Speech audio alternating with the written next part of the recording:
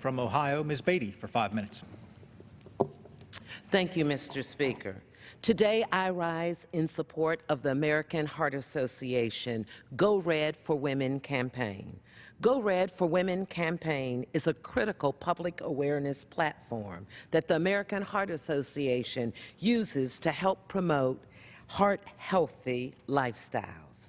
More than 627,000 women lose their life from heart disease since the Go Red for Women was created in 2004. We have made tremendous progress, Mr. Speaker, in the fight against cardiovascular disease, but we still have a long way to go. Heart disease is the #1 killer of women and is more deadly than all forms of cancer combined. Heart disease causes 1 in 3 women's death each year, killing approximately 1 woman every minute.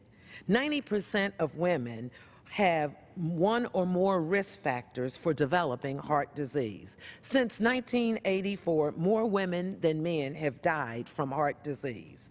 Heart disease is unfortunately a silent killer. According to the American Heart Association, nearly half of all women are not aware of heart disease and that it is the leading cause of death for them.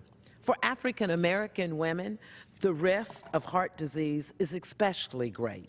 Cardiovascular disease is the leading cause of death for African American women. Of African American women 20 years of age and older, 46.9% have cardiovascular disease.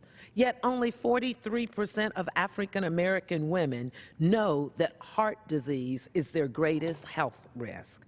In fact, I did not realize that I was at risk for stroke. In 1999, I suffered a cerebral brainstem stroke. Because of my personal experience, I decided to be part of the solution. As this epidemic continues, I decided to not sit on the sidelines. In 2000, I was elected to serve on the National American Heart Association Board of Directors, at that time as the only non-physician or non-medical professional on the board. But as a board member, I served as a leader, guiding the American Heart Association's mission, dealing with cultural sensitivities, and national efforts. Here in Congress, my advocacy continues. As a member of the Congressional Heart and Stroke Coalition, where my colleagues and I work to raise awareness about the prevalence and severity of cardiovascular disease. Last Congress, I introduced 2 pieces of legislation which raises awareness for stroke and other cardiovascular diseases. The Return to Work Awareness Act, which would assist survivors of stroke and other debilitating health occurrences in returning to work. Both pieces of legislation had the support of the American Heart Association and Stroke Association and the National Stroke Association. I will reintroduce, Mr. Speaker, these important pieces of legislation this month during American Heart Month. And I encourage all my colleagues, Democrats and Republicans, to join me as an original sponsor.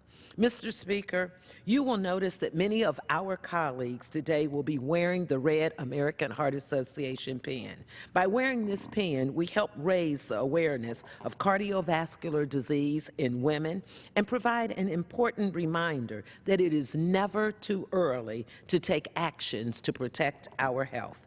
This month, American Heart Month, let us recommit ourselves to improving our heart-healthy lifestyles and to continue to fight against this deadly disease for ourselves and our families. Lastly, Mr. Speaker, I want to recognize all the survivors of heart disease and those who are battling heart disease. I salute their family members and friends who are their source of love and encouragement to them as they fight this disease. And to my friend, the American Heart Association CEO, Nancy Brown, and all the healthcare professionals and medical researchers who are working to find cures to improve treatments. Join us, sign on to my bill, and support a healthy lifestyle. Mr. Speaker, thank you, and I yield back. The gentlelady yields back.